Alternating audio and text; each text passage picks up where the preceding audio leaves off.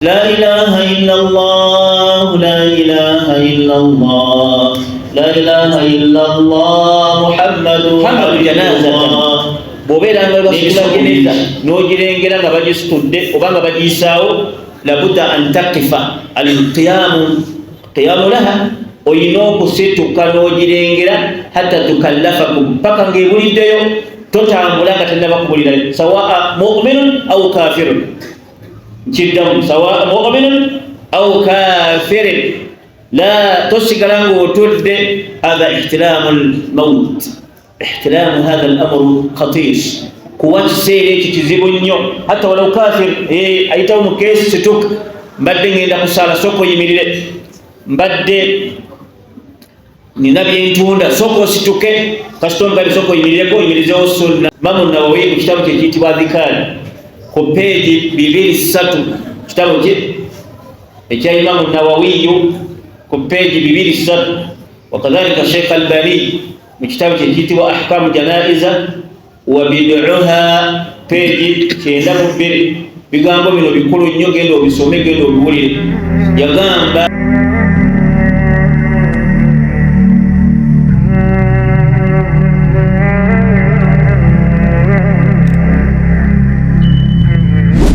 يهده له فلا مضل له ومن يضلل فلا هادي له أشهد أن لا إله إلا الله وحده لا شريك له وأشهد أن محمدا عبده ورسوله صلى الله عليه وسلم وعلى آله وصحبه ومن استنى بسنته ونهج بنهجه واستقام على ضربه إلى يوم يقوم الناس برب العالمين.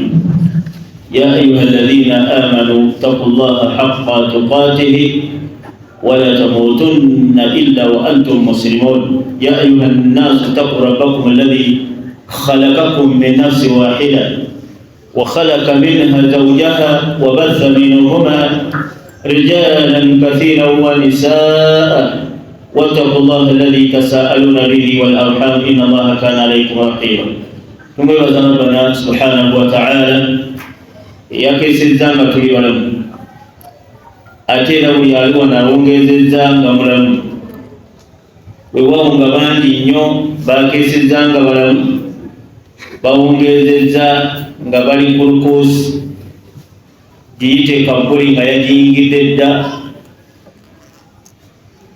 mwanyinaffe muganda waffe gomanyi negotomanyi bali mu kabuli olwaleero bali ku mbeera ya kabuli tekyali kyaggulo tekyali swala yonna tekyali kwegattana mukyala tekyali kulaba ku baana be wadde obuliri bwe eyo embeera gye tutunuulidde ffenna safaru tuli ku lugendo luno ayuha al ikhwa weewaawo oba ku lwangu ng'omwana wa Adamu naye ofubanga nnyo n'owulirizaako ku lugendo luno ogenda okutambula olunaku lutumanyi kyewuunyisa osobola okukola omuntu byonna byanaakola ku nsi naye ate nga ogenda mu kabuli muganda waffe omu lunaku lwabadde lwakusatu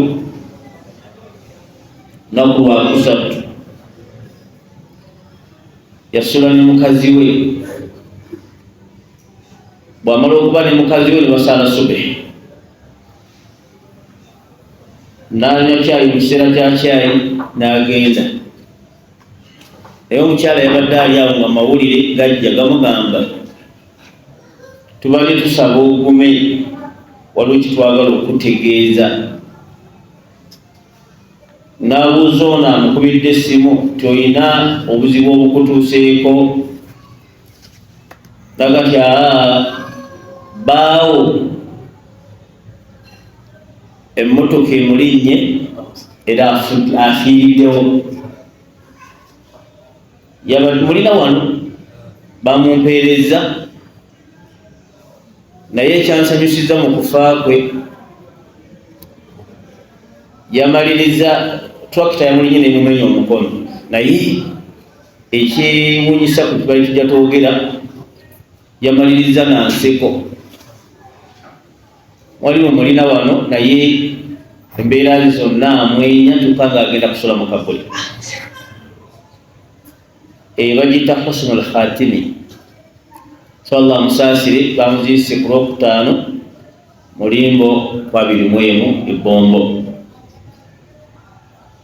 Yabadde ne mukyala we ng'agenda okukola kombi asiibula dunia wala yadiri wala tadiri nga ye tamanyi naawe tomanyi.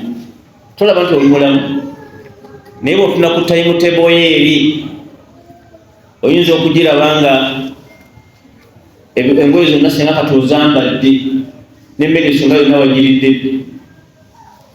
Dhali ku lugendo luno lwetaaga kuwuliriza na kufaayo. Twaleka tumaze okunaaza mayiti, tumaze okujambaza, twaleka emaze okwambala eri mu foomu ya kago egenda, twaleka tusigazza kumuteeka mu katanda kali agenda asaalire akhiru sala esembayo la rukua fiha wala sujuda, tebamukutama wadde ogenda ku maviivi. Awo tugenda okutambulira muganda wange nga bakuyingiza akatanda ako akakutwala ku nnyumba esembayo. Nabi sallallahu alayhi wa sallam yagamba nti inna khayra thiyabukum bayad, engoye zammwe ezisinga okubeera ennungi ngoye enjeru. Fakfinu fiha amwatakum, mufubengayo nnyo muzambazi baganda bamwe nga mubatwala mu ttaka. Twaleka tumaze okumwambaza nga tumutwala mu ttaka. Engoye ezo tezambala, teri yazegezaamu ayuha al-ikhwa, lwozambala lwero. Lidhalik nantaqilu ila salatul janaza. Salatul janaza salatun allati tusalla ala al-mayyit al-muslimin, yesala esaliwa ku musiramu afudde. Salatul janazatu hiya salatu allati tusalli ala mayyiti almuslimi, yesala esaliwa ku musiramu afudde agenda okuyingira kabuli. Wama adraka ma qabr,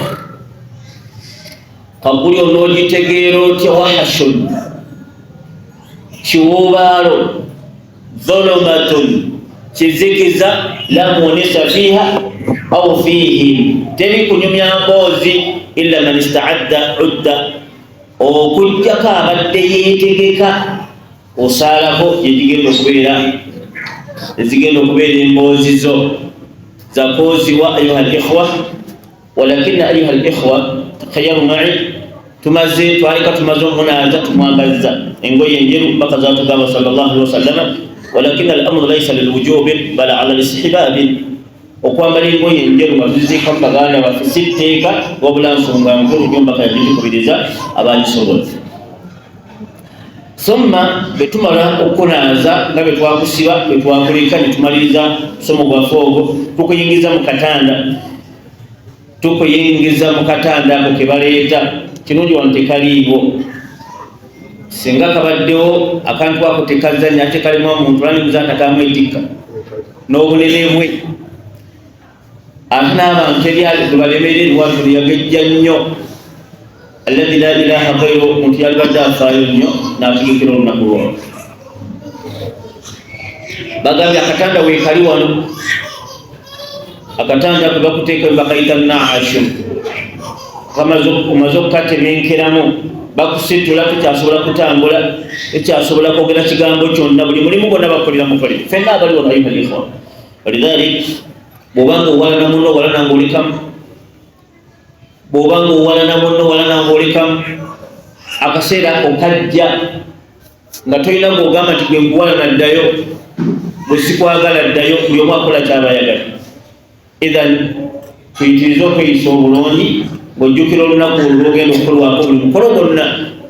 Wadde weetwala mukayo bajjamu kabulamu bukamuzi, badde weenaaza bagenda kunaaza bunaaza lihaliko, obadde otambula bagenda kutambuliza butambuliza ala aktaafi nnaasi, ala aktaafi rijaali, nga bakwetise. Idhan tukutadde mu katanda mina sunna. Twagala nnyo okutunira wantwetegereze nnyo bid'aatin التي تفعل على الميت والبدعات المذمومة ذكر ونيو كمكولكو بسيبايو. وقد قال النبي صلى الله عليه وسلم كل بدعة ضلالة.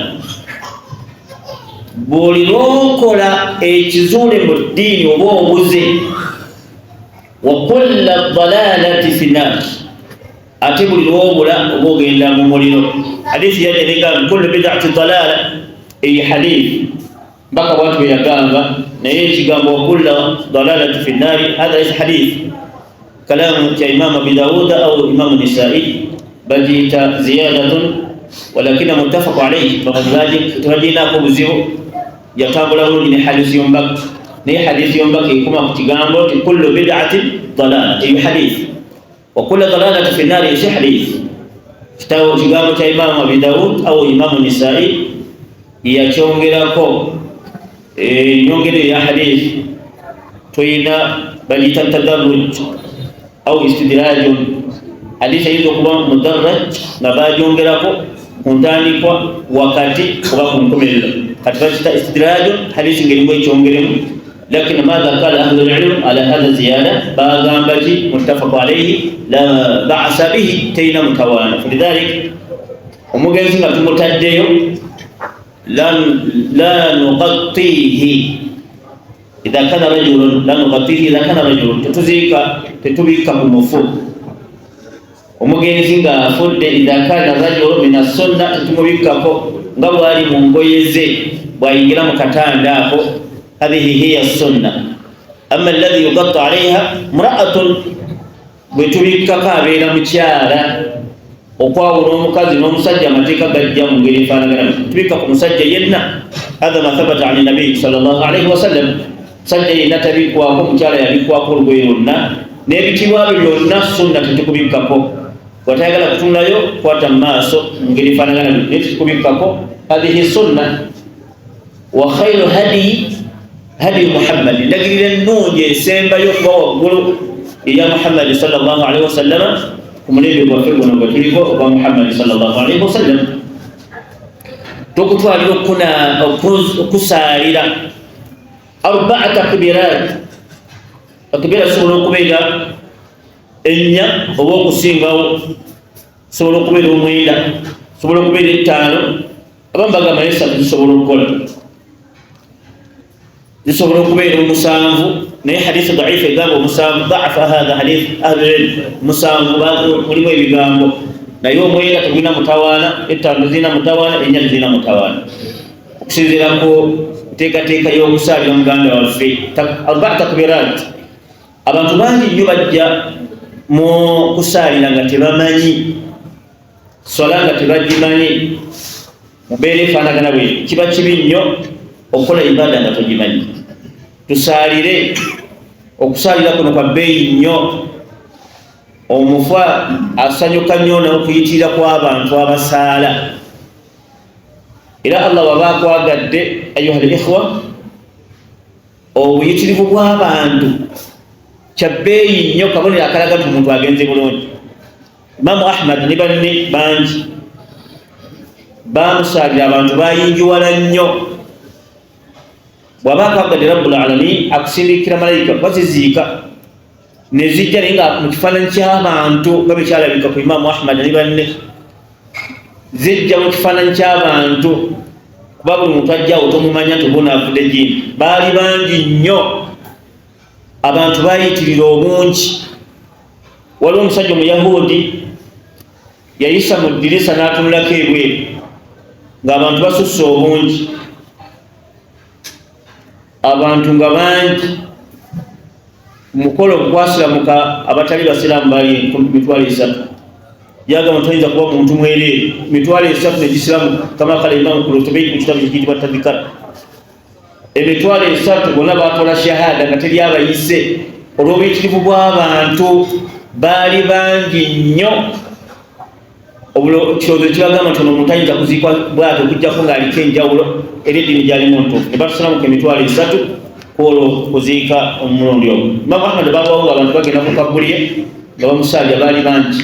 Kusaalira kw'abantu abangi dalilu ezimu ku dalili eziraga nti omuntu ono agenze bulungi in kana mu'minu singa abeera nga abadde mukkiriza. Idan tukusaalira arba takbirati, takbira esooka nga tetunabagenda ku takbirat aina yaqifu al-imaamu, imaamu ayimirirawa, aina yaqifu al-imaamu wa ayimirira imaamu idha kanat janazatu untha, bwebeera nga abadde afudde nga mukyala, yaqifu al-imaamu inda wasatiha, ayimirira wakati we wayimirira. Idha kana al-mutawaffa rajulan, wabanga abadde musajja, yaqifu inda sadrihi aw ra'sihi kama qala ahlul ilm, wayimirira. Ama al-malikiyya, aba imaamu Malik bo bagamba aqsu dhalik, bagamba idha kanat imra'atun yaqifu rajulan aw al-imaamu, wabanga abadde mukyala ala mankabaiha, ayimirira wano ku bibegabega, mankabaha wano wayimirira ku kifuba kye oba ku kibegabega kye. Wa idha kana rajulan, waba musajja ayimirira wakati. Walakina thabitu ani nabi, ekituufu ku nabbi sallallahu alaihi wasallam, yaqifu rajulan inda sadrihi, ayimirira ku kifuba. Wa inda mura'ati, ate eri omukyala wasatiha, ayimirira wakati. Hadha ma thabata ani nabi sallallahu alaihi wasallam. Lakin al-amru laysa ala wujubi, al-amru laysa ala al-wujub, sitteeka, walakin ala al-istihbab, bubango chuwalisiza la mani dhalik, mufuata ambula bulungi liswala yimirirawo. Walidhalik arba takbirat, takbira esooka, imaamu aleeta takbira esooka, kyetukola ki? Qiraatu al-fatiha.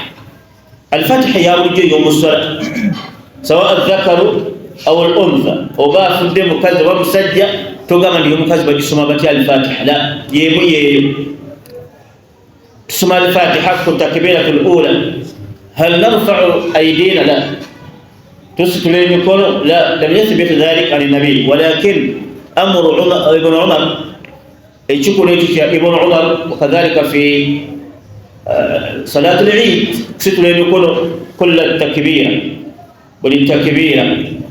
Takbira tugisitula ku mukono mulundi ogusooka, takbira egulawo essola, gisigadde tuleta kulesa takbira. Wala narfa'u aydina, tetusitula mikono gyaffe. Takbira eyokubiri, salatu ala nabi ala sigati al-ibrahimiyya, salatu ala nabi, tusalli nabi sallallahu alayhi wa sallam, Allahumma salli ala Muhammad wa ala ali Muhammad kama sallaita ala Ibrahim wa ala ali Ibrahim, paka jegenda innaka hamidun majid, paka jitumaliza. Takbira eyokusatu, ad-du'a'u ala al-mutawaffa, tuleeta edduwa. Wano tuwaliwo dduwa khasa, walakina ad'iyatu muta'addida, eziri wano nyingi nnyo, hatta ne bw'obanga tomanyi luwalabulwawo, musabire mu Luganda.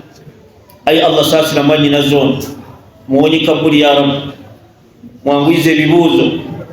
Nga bw'oba oyagadde nga tomanyidde ddala mu kifo ky'okusirika, gisome mu Luganda, musabire mu Luganda, byowulya nti Allah alimukoleye mu kabuli. Fala mani dhalik, tewaliwo mutawaana. Amma amanye eyaawo gisome, kubanga zo nnyingi. Bw'oba tomanyi ddala, osobola okusigala ku kintu eki, Allahumma ghafir lahu warhamhu, Allahumma ghafir laha warhamaha, sigala ku ekyo hatta yukabbira imamu, paka imamu naleeta takbira egirani esemba eyokuna, beziba nga twalaganye nnya. Allahumma la tahrimna ajla wala taftinna ba'da waghfir lana walahu, ebigambo bingi. Soma omusiibule mugandawo awo tutoola salamu. Amma alladhi jaa mutaakhira wa qad rafa'a imamu takbiratayn, oyo anajja oluvannyuma nga imaamu asaddeko takbira bbiri oba emu, akola atya? Fihi aqwalu inda ahli al-ilm. Abamu bagamba nti bw'atoola salaamu falyukammiru, bw'asigadde maliriza. Abalala tetumaliriza, wabula imaamu wakoma naye wogiraki wokoma tugende ne mufu waffe tuziike. Huna yati au taati lbid'atun, wano bid'a wejjira abantu abamu baba ne khalifa waabwe nga yalondeddwa dda lutola salaamu ng'ono ayiwamu kasida oba oluyimba la ilaha illa Allah la ilaha illa Allah la ilaha illa Allah Muhammadu habibullah n'ebisoko bingi Muhammadu rasulullah au habibullah sinzira ku khalifa entendekayo bamutendekamu sira kijja kutuukayo al-ikhwa ate n'abamatali bajja kujja nga mwena abali muzikiti muweddewo bazzukulu bamwe bajja kuleeta amataali etaali lijja kusindogoma anaabakereyo okufaala ebirabako maaso eyo bijja kujja mataali gajja kukuba bulungi kubanga nahayo yajja mu hadithi Nabi sallallahu alaihi wasallam yatuganira ddala ulira ebigambo bino tetugobereza ku mufu kigambo kyonna hatta walau dhikri buli ekigambo ekigobererwako bid'atun olaba osembyawo ne bid'a olabe bagenda okuteekamu kabuli ng'osembezaayo bid'a ayuhannas mpaka gyavumirira buli yalinyange kitooti yayogeranga ekigambo bid'a kivumirira ayuhalikhwa olabe bagenda okusomera akatabu bigambo birungi nnyo nisaawo nga bwe toyinza kuyiwa mu motoka mafuta n'ogayiwa bagenda amazzi so nga ate emotoka enywa amazzi lidhalika hadhihi bid'atun madhmumatun lidhalika qala nabiyu sallallahu alaihi wasallam kama inda imamu abi daud bisanadihi qala nabiyu sallallahu alaihi wasallam la tuttabaru aljanazatu bisawtin wala binash temugezangako okugobereza omugenzi n'eddoboozi lyonna wadde ekitangaala temukigezangako b'omuliro wala mudhikirin kebeere kutendereza au qiraatu lquran oba okusoma quran inda ittibai eljanaza betuba tugotwala omugenzi togoberezako ddoboozi lyonna lidhalika jaa inda imam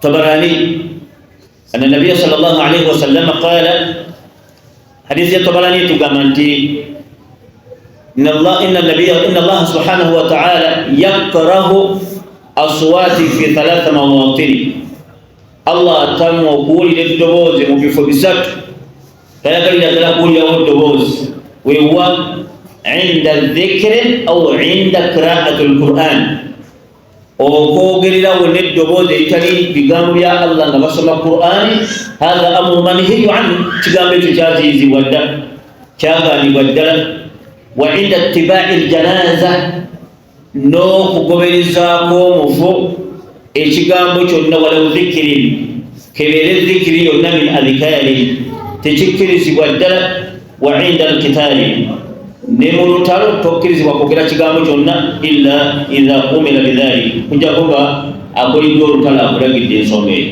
idhan 3 mawatino la yajuzu rafu sawti ebifo bisatu tokkirizibwa kusitulirawo ddoboozi byonna wala dhikiri lidhalika yaqulu Fudayl ibn Amr agamba nti bainama ibn Umar fi janazatin Ibn Umar yawulira omusajja yali jeneza bagenda fasami'a qaila yaqul nawulira omuntu ng'agamba istaghfiru lahu yaghfiru Allahu lakum abantu musikire ku maloboozi nga musabira muganda waffe ono nga tugenda yaghfiru Allahu lakum Allah agenda kubagira ki kubasonyiwa Abdullah ibn Umar yasinga okuba ne Nabi sallallahu alaihi wasallam faqala wallahi la ghafala Allah lak Allah tagenda nakusonyiwa musajja bw'akyogedde Allah tagenda nakusonyiwa lwaki bid'atun fi ittiba'i aljanaza tulese bid'a nga tugoberera eddoboozi lyonna n'agamba nti walaw sawti tabli kaligeri yakivuga kyonna au dhikri au qiraati alquran tokkirizibwa mufu yenna ebiri sunna biri ebintu nga bina atadabburu okufumiitiriza muno wajalaga wasukut n'okusirika watafakkur n'ebirowoozo byonna byonna bisaanukula walkhushu'u n'okwetotoowaza bw'oba ogenda fadhalika qala nabiyu man ittaba aljanaza abagenza okuziika fala yaqudu n'okutuula totuulanga hatta tudaa paka nga mayiti bamaze giteekayo mwanadamu togezangako okutuula idhan ebyo nebiraga tawadhi'un totuulanga munna agenda kwebaka mu ttaka tusanga bamutaddeyo mu ngeri efaanagana byo idhan tibau ljanaza bisawutin min ayi sawt min aswatin amru manhi lidhalik yaqulu imamu nawawi rahimahullah imamu nawawi mu kitabu kye kiyitibwa dhikari ku peegi 23 kitabu kye ekya imamu nawawiyu ku peegi 23 وكذلك الشيخ الباني من كتاب كتب أحكام جنائز وبدعها بيجي كيندم بيغامبو منو بيقولوا نيو gendo bisome gendo biwulire yagamba ilamu watudde maaso yiga kino olwaleero tegeera soma n'agamba nti fa inna sawaba ab'ebitiibwa ekituufu walmukhtarun era ekyasalwawo imamu nawawi rahimahullah kitabo ekitibwa adhikari peegi 23 wakadhalika ne imamu albani kitabo ekitibwa ahkamu lbid'a ahkamu janaizi wa bid'uha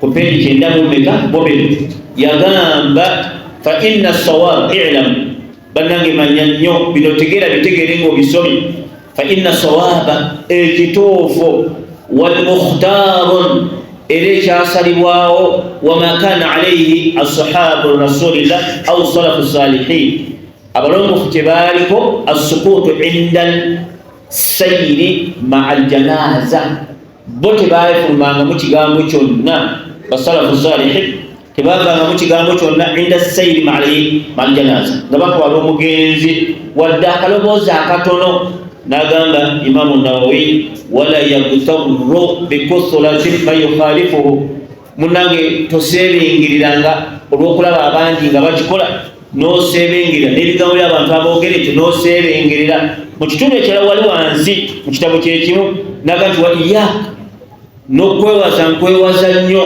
tolokul juhala amakubo ensomesa y'abo abatamanyi alharikina abazikiriza bebaluwa alladhina yattabi'una abagoberezaako as-sawta biljanaza nga bagoberezaako mugenzi endoboozi yonna lidhalika hadhihi bid'a gyetubeera nayo nga tugenda okutwala omufo la yambagi dhalik wala thawabu alayhi bal iqabu lianna al-amru manhi ofuna musango teri mpeera olw'ensonga Omubaka sallallahu alayhi wasallama yakitugaana lidhalika fa idha hamalu janazatan bw'obeera nga basitula jeneza n'ogirengera nga bagisitudde oba nga bagiyisaawo labudda an taqifa alqiyamu laha oyina okusituka n'ogirengera hatta tukallafakum paka ng'ebuliddeyo totambula nga tennaba kubulira sawaa mu'minun aw kafirun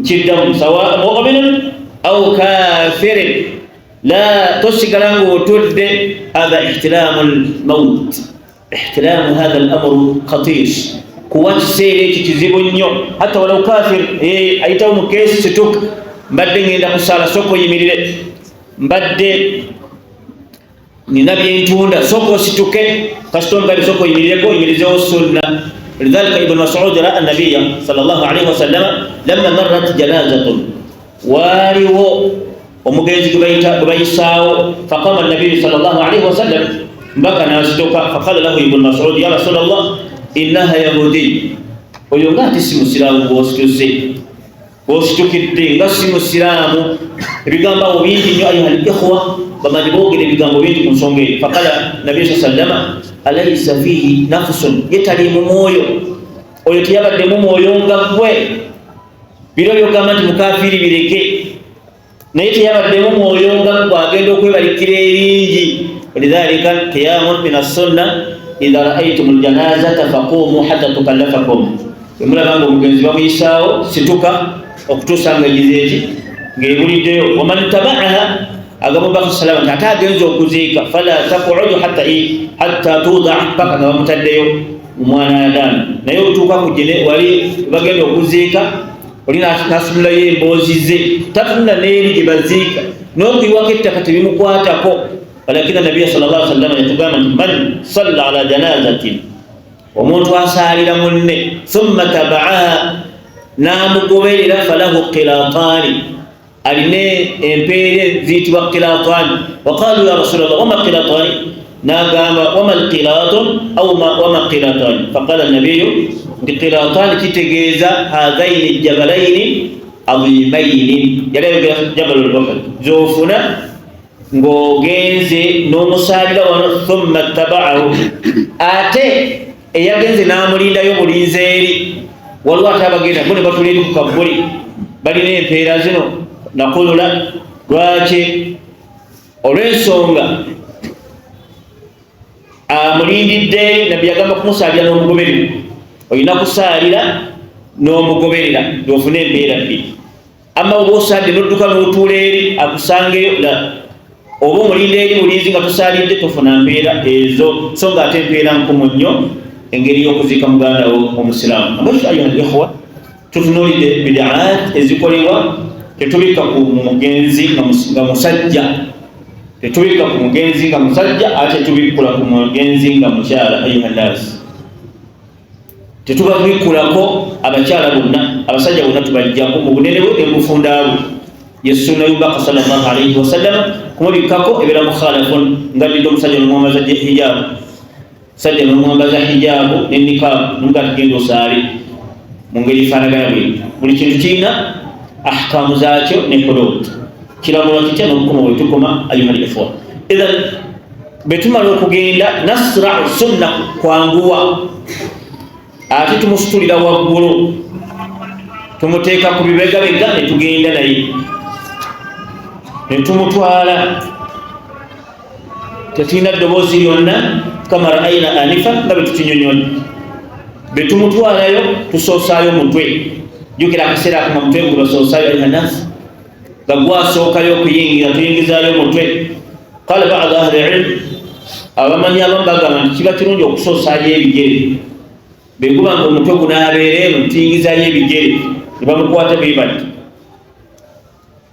omutwe ne gukoma eri gye gunaabeere oba okuyingiza eno ne gunumba bulumbi eri akato kaagwo ekimu ku bibiri ethan bwe tumutwala mu mbeera efaanagana bye muyingiza kabbuliye tumuyingiza kabbuliye tumuteekayo ku mukono gwo ogwa ddyo tumaze omusaalira tumuleese tumuteeka ku mukono ogwa ddyo wastaqbala alqibla n'atunula mu qibla ne tumugamba nti tukuteekayo ala millati rasulillah aw ala dini rasulillah fe tukutaddeyo ku nkola mpaka gye yatugamba gwomanyi oba toba togikola tuteereddeyo bye tukoze byonna tubikoledde ku sunna oba ngobadde tozikola kati genda olwali n'ebyo naye fe tukuteereddeyo ala sunnati rasulillah kati ate ogamba otya sunnati rasulillah ngaobulesina talakaini egenda kubumbujja tahariri ezeebumbujja kati sunna kikaki ayuha nnaasi sunna kikaki tulaba nti oba okwenya mukwenye muganda we tukuleetera ala sunnati rasulillah sunna ya nabbi kusoma kutalakayi oba sunna ya nabbi kuleeta tahariri okukuba kwenya ayuha nnaasi gamba nti ala millati rasulillah nga kyekyo kimukoze kyekyo idhan sunna eddako atumaze omuteekayo yakusoma katabo akatabo ako lam yalid tekalina bujulizi bwonna wabula kukwenya na kukudaalira muganda waffe agenze mu kabbuli mu ngeri efaanagana bwe tetulina talakaini yonna sunna eryawe yerwa allati walada an nabi sallallahu alaihi wasallam ekikolwawo kiki nabbi yagamba nti istaghfiru tumaze okuziika we basomera akatabo qala nabiyu sallallahu alaihi wasallam istaghfiru li akhikum fa innahu ana yus'al istaghfiru li akhikum abange mwe musabe Allah mumwegayirireko athibatun anywere ki inda suali mpaka nakyogera fa innahu alana yus'al agenda kubuuza bibuuzo bw'abanga abadde akola bubi okwegayirira kwammwe kuno yamhu llahu man yashaau wa yuthbit, Allah asangulawo n'ateekawo ky'ayagadde.